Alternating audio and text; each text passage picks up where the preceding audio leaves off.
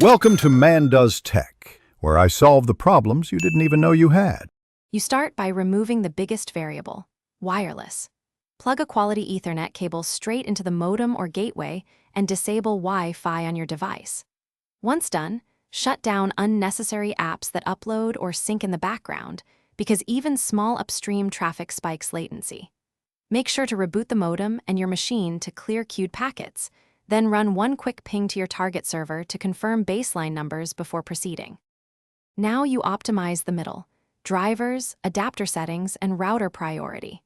Update your network interface drivers, then set the adapter to full duplex and the maximum stable speed to prevent collisions or negotiation delays. Next, adjust MTU to the recommended value for your ISP and disable features like large send, offload if they introduce lag.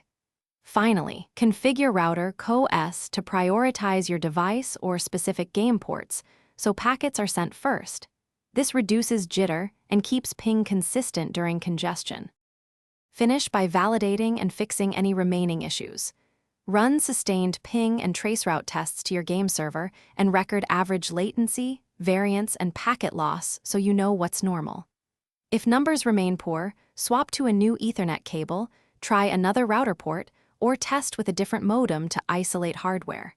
If the issue is external, contact your ISP with the test logs and ask for a line check. This single troubleshooting path resolves most persistent high ping cases. Thanks for watching. If you found this helpful, don't forget to like and subscribe.